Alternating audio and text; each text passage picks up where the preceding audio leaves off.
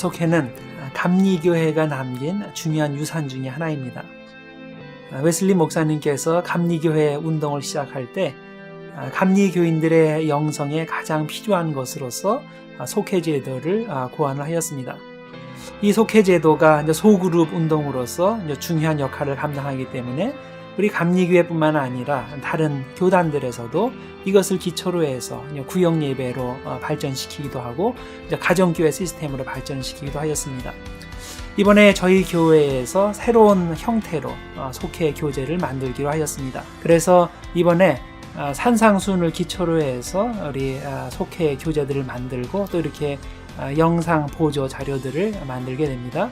여러분들 이 교재를 잘 이용하시고 또 보조 영상 자료들을 잘 이용하셔서 우리 속회 사역에 보다 깊이 들어갈 수 있도록 해주시기를 바랍니다.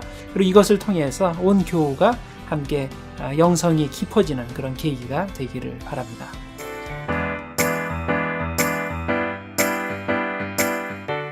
여러분들 금식 해보신 적 있으십니까? 우리가 신앙생활을 하면서 한 번쯤은 금식을 해보셨을 텐데요. 금식은 단순히 음식을 먹지 않는 것을 말하는 것이 아니죠. 금식은 하나님의 뜻을 발견하도록 돕는 신앙의 좋은 도구입니다. 그래서 예수님은 우리들에게 왜 금식이 필요한지를 말씀을 통하여 알려주셨습니다. 우리가 이번 과에서 배우게 될 예수님이 가르쳐 주신 금식에 대해서 우리가 제대로 알고 또 우리의 신앙에 제대로 실천할 수 있는 귀한 계기가 되기를 소망합니다.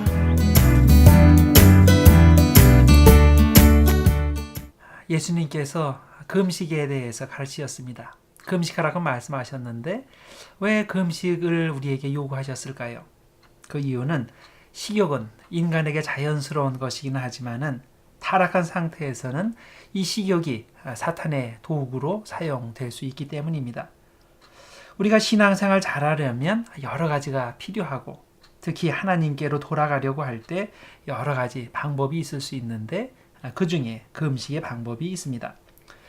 우리가 정말로 금식해야 될 때 다른 방법들은 다 사용하는데 금식의 방법을 사용하지 않는다면 이는 참으로 무지한 일입니다.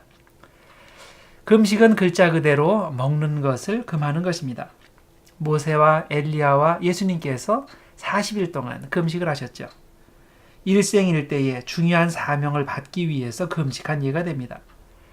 그런데 성경에 자주 언급된 형태의 금식은 아침부터 저녁까지 하는 하루 동안의 금식입니다. 또 절반 금식이라는 것도 있습니다. 초대교회 교인들이 주로 하던 금식의 형태인데 일주일에 수요일과 금요일 2번 아침부터 오후 3시까지 하는 금식입니다. 또한 절식이라는 것이 있습니다. 엄격한 의미에서 금식이라고 할 수는 없지만 금식과 같은 영적 유익을 추구하는 또 하나의 방법이 됩니다. 절식은 음식을 완전히 끊는 것이 아니라 줄여서 먹는 것인데 몸이 허약하거나 병에 걸린 사람이 주로 이 방법을 선택을 합니다. 그 다음 가장 가벼운 형태의 금식을 들라 하면 미식, 즉 맛있고 멋진 음식을 먹지 않는 것입니다. 다니엘과 그의 친구들에게서 그 예를 발견할 수 있습니다. 바벨론 왕이 배정한 고기와 포도주를 거부하고 물과 채식만을 먹게 해달라고 요청했는데 이것이 가장 가벼운 형태의 금식이라 할 수 있습니다. 자, 그러면 이런 형태의 금식 중에서 나는 어떤 것을 선택할 필요가 있을까요? 자신의 마음의 상태에 따라, 결단에 따라, 또 건강에 따라 가장 적합한 것을 선택하시면 됩니다. 금식을 잘못하면 건강을 잃고 심지어는 목숨까지 잃는 경우가 생기는데 그건 하나님께서 원하시는 금식의 형태가 아니겠죠. 우리는 금식을 통해서 영적인 유익을 얻고 동시에 육적인 유익을 얻는 것이 정상입니다. 금식하느라 육신이 망가지든지 아니면 잘못된 방법으로 금식해서 영혼이 망가진다면 차라리 금식하지 않는 것이 좋습니다. 그러나 금식은 하나님께서 우리에게 은총을 주시는 주요 은총의 수단들 중에 하나이기 때문에 제대로 하면 우리에게 당연히 영적인 육적인 유익이 있습니다. 우리는 언제 금식을 하면 좋을까요? 성경에 기록된 예를 중심으로 4가지 차원에서 생각해 볼 수 있습니다. 첫째, 개인적으로 또는 국가적으로 매우 큰 일이 생겼을 때 금식할 수 있습니다. 역대하 20장에 보면 이방 여러 나라들이 모여서 유다를 공격하고 포위했을 때 여호사밧 왕이 전체 나라의 금식을 선포했습니다. 그리고 온 백성이 여호사밧의 지시에 따라서 금식 기도를 하였을 때 하나님께서 적군들 사이에 스스로 내분이 일어나게 하셔서 그들이 흩어지게 하는 그런 기적을 보여주셨습니다. 따라서 큰 일이 일어났을 때 여러분 금식하시기를 바랍니다. 인간적인 해결책을 찾기 위해서 이리저리 뛰어다니기 이전에 먼저 하나님을 향해 무릎 꿇고 금식을 하시길 바랍니다. 그래서 우리들이 살면서 큰 일이 생기면 이게 금식하라는 신호이구나 이렇게 아시면 됩니다. 둘째로 자신에게 임하는 하나님의 심판과 진노를 돌이키기 위해서 금식할 필요가 있습니다. 열왕기상에 보면 이스라엘 왕들 중에 아합같이 악한 왕이 없었다고 말합니다. 그런데 이런 악한 아합도 선지자 엘리야가 그의 가문에 임할 심판의 메시지를 전했을 때 잠깐이나마 자신의 죄를 인정하고 그리고 하나님 앞에 은총을 구하게 되는데 그때 바로 이 금식의 방법을 사용하였습니다. 그리고 아합이 이렇게 금식할 때 하나님께서는 적어도 그가 살아있는 동안에는 심판하지 않겠다는 말씀을 주셨습니다. 그것이 열왕기상 21장 29절 말씀입니다.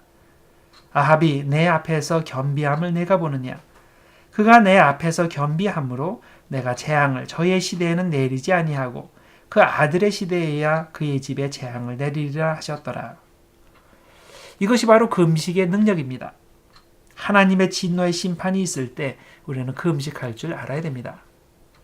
금식은 내 힘으로 이 심판을 피할 수 없다는 하나님 앞에서의 절대 겸손의 표현입니다. 이런 겸손한 고백 위에 하나님께서 응답하시고 진노를 거두어 주시는 것입니다. 셋째로 마음의 소원이 있을 때 그 마음의 소원을 이루기 위해 금식할 필요가 있습니다. 금식은 하나님의 복을 받는 도구가 됩니다.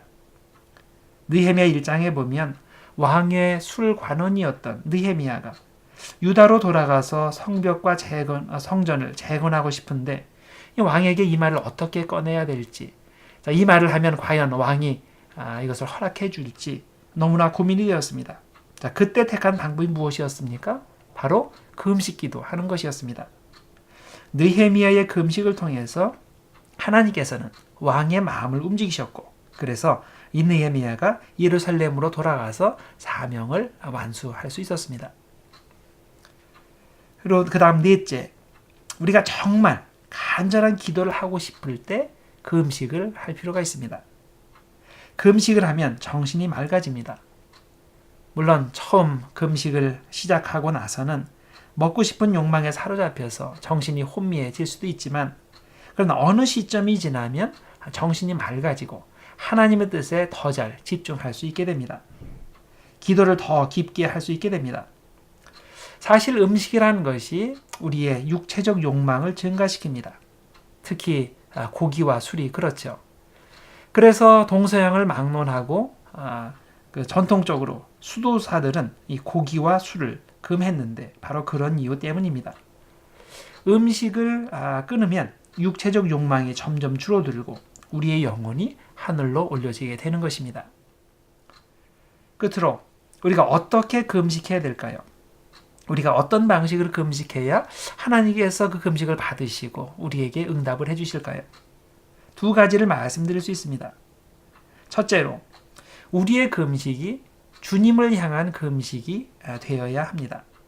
조금이라도 사람에게 보이기 위해 사람을 향해 금식을 하면 안 됩니다. 금식하게 되면 자연스럽게 나타나는 현상이 있죠. 힘이 빠지고 또 얼굴색도 좀 거무스레하게 되고 또 당연히 화장도 하지 않게 되고 그래서 평상시와는 다른 모습이 됩니다. 그런데 문제는 일부러 그런 모습을 연출하는 사람들이 있다는 겁니다. 일부러 사람들 앞에서 슬픈 기색을 하고 머리도 제대로 감지 않고 걸을 때도 힘없이 걷고 이런 식으로 사람들에게 이런 자신이 경건하다고 겉으로 보여주게 되는데 그럴 때 사람들은 그 금식을 알아줄지 몰라도 하나님께서는 절대 그것을 금식으로 인정해 주시지 않는다는 것입니다. 그다음 둘째로 금식을 통해 우리가 상급을 얻으려고 하면 안 됩니다. 다시 말해서 나는 금식을 많이 하니까 믿음이 좋은 사람이고 그러니까 하나님께서 당연히 그에 따른 복을 또 대우를 해주셔야 된다고 생각을 하면 안 된다는 말입니다. 금식은 행위가 중요한 것이 아니라 100% 하나님 앞에 겸손한 마음이 중요합니다. 이사야 58장 5절에 보면 하나님께서 미워하시는 가짜 금식이 어떤 건지를 잘 설명해 주고 있습니다. 그의 머리를 갈대같이 숙이고 굵은 배와 채를 펴는 것을 어찌 금식이라 하겠으며 여호와께 연락될 날이라 하겠느냐. 하나님과 우리와의 관계는 기본적으로 무언가를 주고받는 관계가 아닙니다. 내가 금식하면 하나님께서 더 관심을 가져주시고 금식하지 아니하면 덜 관심 가져주시고 그런 게 아니라는 말입니다. 하나님의 관심은 내가 뭔가 특별한 것을 하느냐 하지 않느냐에 달려있는 것이 아니라 나를 향한 무조건적인 사랑, 무조건적인 은혜인 것입니다. 금식은 철저히 하나님과 나와의 관계입니다. 금식을 통해서 하나님께서 나를 불쌍히 여기시면 그것으로 된 겁니다. 그로 인해 내가 어떤 특별 결과를 확보한다는 생각을 하면 그것은 의도 자체가 잘못된 것입니다. 우리의 내면을 보시는 하나님 앞에 참된 금식을 하기를 바랍니다. 그리고 금식을 함으로 통해서 하나님을 더 많이 의지하시고 하나님의 은혜를 더 많이 체험하시는 우리 모두가 되기를 주님의 이름으로 축원합니다.